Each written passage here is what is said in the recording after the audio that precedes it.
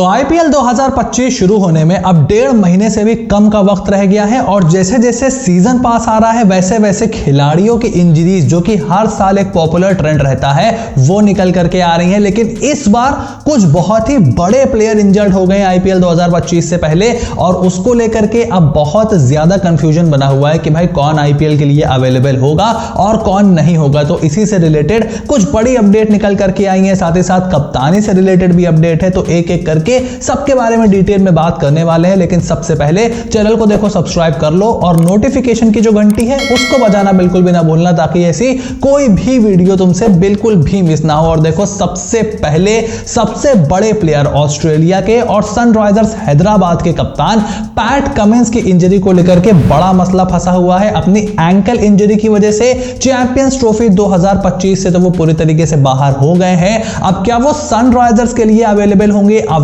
तो क्या पूरे सीजन के लिए अवेलेबल होंगे, ये अभी तक किसी भी तरह से कंफर्म नहीं किया जा सकता है। हालांकि उम्मीद यही जताई जा रही है कि पैट कमिंस साहब जो हैं शायद ठीक हो जाएं आईपीएल के लिए, क्योंकि देखो लास्ट ईयर सनराइजर्स हैदराबाद की टीम उनके अंडर रनर अप रही थी और काफी ज्यादा इन्वेस्टमेंट भी सनराइजर्स हैदराबाद ने उनके ऊपर करके रखा हुआ है। और अगर आप देखो इंडिया के बाहर, आईपीएल के बाहर ये जो बड़े प्लेयर होते भी हैं, इनको बहुत ज्यादा पैसे बनाने का, स्पॉन्सरशिप की कोई बहुत बड़ी रकम नहीं मिलती है। तो आईपीएल इस समय पैट कमिंस के लिए भी बहुत ज्यादा इंपॉर्टेंट है। लेकिन हमने देखा है कि ये ऑस्ट्रेलिया के और इंग्लैंड के जो प्लेयर होते हैं ना, ये अपनी नेशनल ड्यूटी से पहले आईपीएल को छोड़ देते हैं, रिस्क लेते नहीं है। और ठीक आईपीएल के बाद WTC का फाइनल खेलना है ऑस्ट्रेलिया को, जिसकी डिफेंडिंग चैंपियन भी ऑस्ट्रेलियन टीम है। पैट कमिंस के अंडर ही 2023 में यह खिताब ऑस्ट्रेलिया ने अपने नाम किया था। तो भाई देखो मसला जरूर गंभीर है।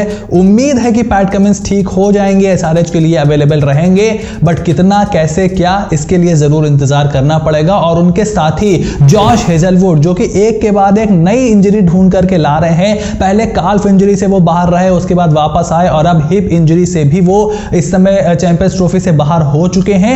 उनका आईपीएल में क्या होगा भाई देखो, ये तो बहुत ही मुश्किल है बताना, क्योंकि पैट कमिंस की तो उम्मीद जताई जा रही है, बिकॉज एंकल इंजरी है, बीजीटी के टाइम पे हुई थी।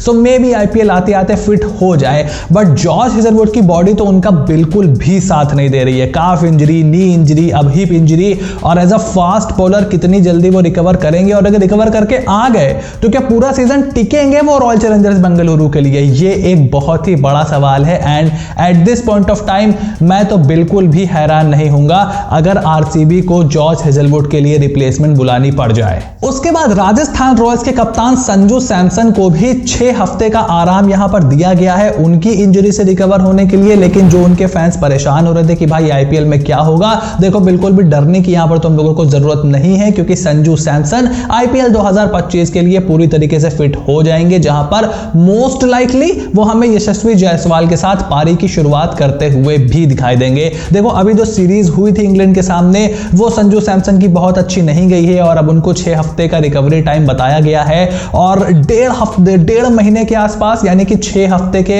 आसपास का टाइम ही आईपीएल में बचा हुआ है। बट आप जानते हो आईपीएल कोई मिस करता नहीं है। आईपीएल के बाद संजू सैमसन को कोई बहुत ज्यादा क्रिकेट खेलनी भी नहीं है, बहुत ज्यादा चीजें उनके लिए रहेंगी भी नहीं लाइन पे।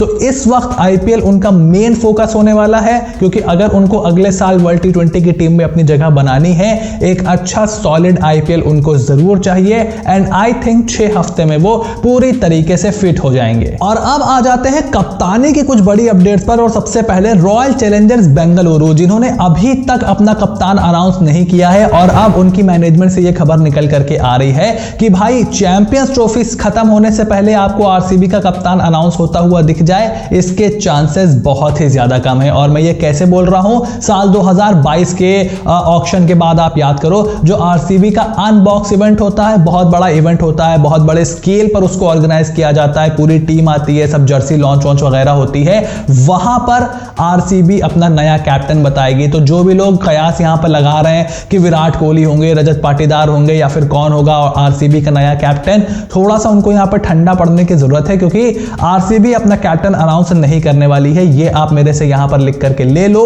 विराट कोहली क्या आरसीबी के कैप्टन बनेंगे? 99.99% तो यही होने वाला है।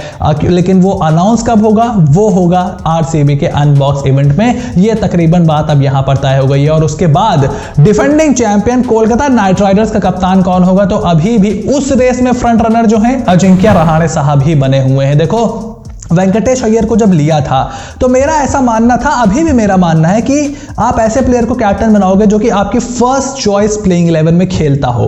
बट क्या वो आप वेंकटेश अय्यर के साथ वो चांस लोगे, क्योंकि उनको आईपीएल में कप्तानी का बिल्कुल भी बहुत ज्यादा एक्सपीरियंस नहीं है, थोड़ा इंजरी से भी वो परेशान चल रहे हैं। On the other hand Ajinkya Rahane आपकी फर्स्ट चॉइस 11 में अगर जगह बनाते हैं तो मोस्ट लाइकली अंगक्रिश रघुवंशी बाहर बैठेंगे।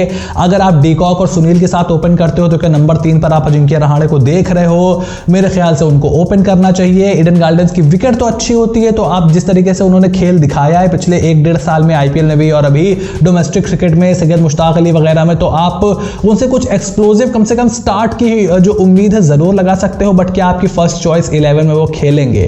क्या आप एक 35-36 साल की अजिंक्य रहाणे को इस साल मेगा ऑक्शन के बाद कप्तानी देने का मन बना रहे हो? देखो ऑप्शंस है नहीं कोलकाता नाइट राइडर्स के पास बहुत ज्यादा, और इनका तो मुझे लगता नहीं ऐसा कोई इवेंट होगा तो देखना पड़ेगा कि क्या होगा, क्योंकि इनके कोई प्लेयर चैंपियंस ट्रॉफी तो खेल नहीं रहे। सो ये इवेंट तो पहले भी करा सकते हैं। सो देखना पड़ेगा कि केकेआर का नया कैप्टन यहां पर कौन होता है। सो आईपीएल 2025 के ऑक्शन के बाद कुछ बड़ी चीजें अब यहां पर तब्दील हो रही हैं, उससे रिलेटेड कुछ बड़ी अपडेट थी। आप अपना ओपिनियन मुझे कमेंट बॉक्स में लिख करके जरूर बताओ। चैनल को देखो सब्सक्राइब कर लो, नोटिफिकेशन की जो घंटी है उसको बजाना बिल्कुल भी ना भूलना, ताकि ऐसी कोई भी वीडियो तुमसे बिल्कुल भी मिस ना हो। Stay tuned and I will see you soon in the next video.